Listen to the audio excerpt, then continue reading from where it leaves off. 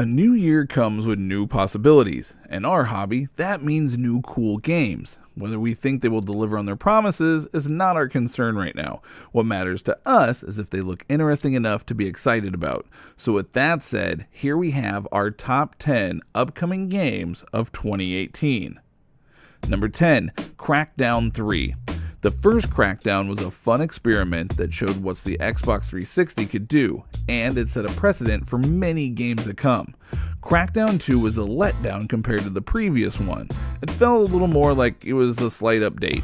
What about the third one? Can it restore faith in the franchise? Is there a reason to feel excited? Well, how would you feel about being able to lay waste to a whole city? The trailers have promised a 100% destructible environment.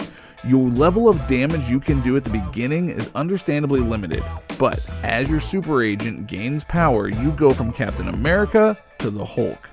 And as fun as that sounds, I can't help but wonder if it's really wise to create law enforcers that destroy the city trying to stop crime. But hey, you play this game for the fun, not the story. Number 9, SpiderMan. Now there have been some great Spider-Man games, and some that were less than good. When it comes to Spider-Man games, the biggest challenge is balancing an interesting open world, a dynamic combat, a cool web-slinging and parkour system, and a bit of stealth. Is this game going to deliver? It looks like that it could according to the trailers. The first thing that makes me excited about the new Spider-Man game is that it won't be tied to any movie, game, comic book whatsoever, giving developers space to flex their creative muscles.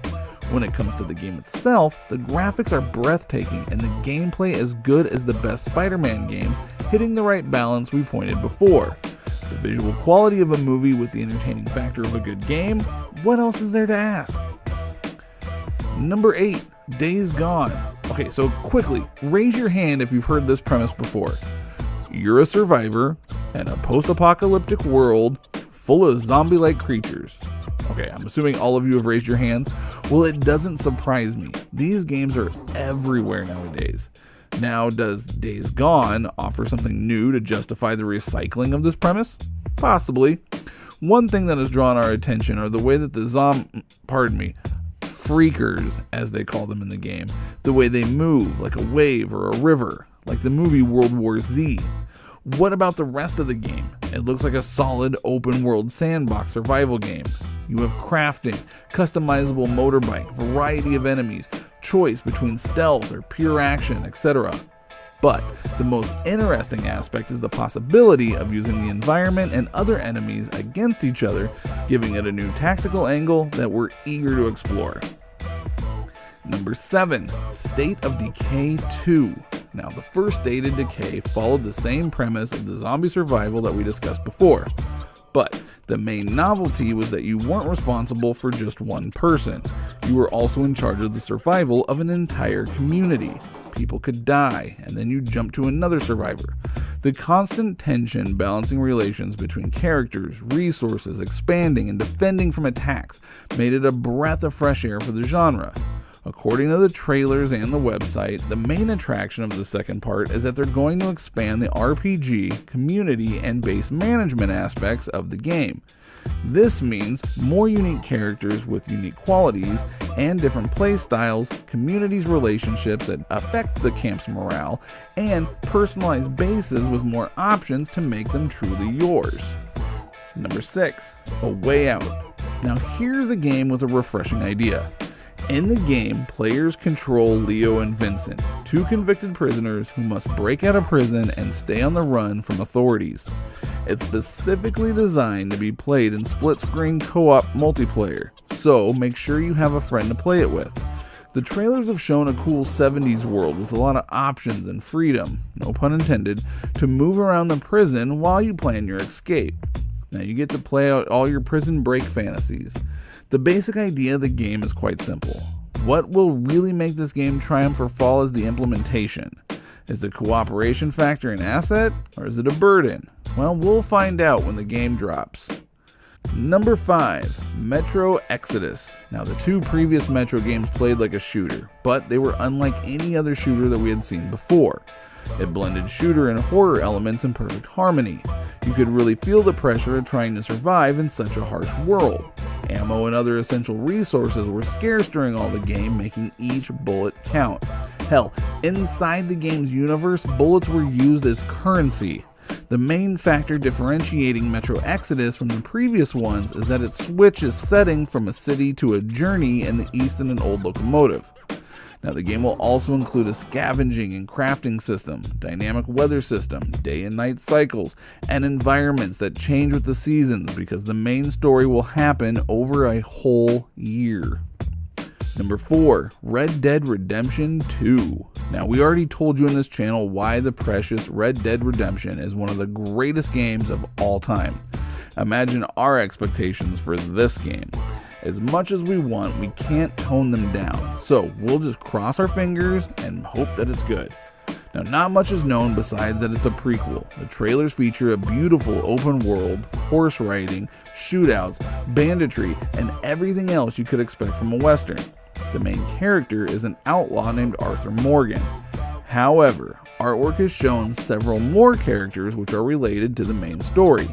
So this could mean that perhaps we will be able to control more than just the main protagonist. This game is a prequel, which makes sense. If you move the timeline forward, you would have lost the whole Wild West setting. So we can see that they've used a lot of the lessons learned with GTA 5 in the development of this game. Number 3, God of War. Now, the previous God of War game sought to satisfy your unending bloodlust by slaughtering the whole Greek pantheon, and plenty of mythological creatures and, well, half of the Greek population with it. Once the deed was done, though, the developers realized we craved even more senseless violence against divinities, so they looked for other pantheons to slaughter. Their cruel sight landed on the northern gods and creatures of mythology. We kind of feel bad for Kratos since by the looks of it in this game, he just wants to live his life with his son, Arceus. But circumstances will yet again drag him into battle and remind everyone why he used to be the God of War. Trailers have shown gorgeous graphics, a beautifully designed world inspired by northern mythology, and a combat that doesn't lean too heavily on quick-time events. Although his chain swords are no longer available, well, you now have an axe that can be infused with elemental properties. And the main innovation is the fact that you will fight side by side with Kratos' son, who you will be able to play and control passively, giving him instructions in fights and puzzles. But the developers have promised that he will not be a burden. Number 2, Sea of Thieves. Yarg, shiver me timbers. Sorry, can't really resist. A pirate game with a cartoonish style and a shared world. What else is there to say? You create your pirate, log in with your friends, and sail through the 7 seas, exploring a vast world and a personalized ship. You can look for treasure guarded by undead pirates, trade different goods between ports, and raid unsuspecting merchant ships or other player ships, not necessarily in that order. The game just looks plain out fun. The moment they sold the game to us was when in one of the trailers a player entered a cannon and shot himself to the other ship. Yes, you heard me right. You can shoot yourself or your friends from your ship to board other ships. Talk about handy when the ammo runs low. Number 1, Detroit: Become Human. Now, a game that has nothing to envy from the best science fiction cinema. To say that this game used Blade Runner as an inspiration would just straight up be an understatement. The story takes place in the city of Detroit in the future. You alternate control between 3 characters. Kara, a newly created android trying to find its place in the world. Connor, a police android that hunts renegade androids. And Marcus, a rogue android who seeks to liberate his fellow androids from slavery. When it comes to gameplay, it follows the steps of other games like Heavy Rain or Beyond Two Souls. This means investigation, dialogue, and choices that alter the overall story. You have the chance to go back to certain points in case you do regret your decisions though. It's easy to see how this could break the game and allow you to make the right choice always. But what if the right choice is not always clear? Or if there's no right choice at all?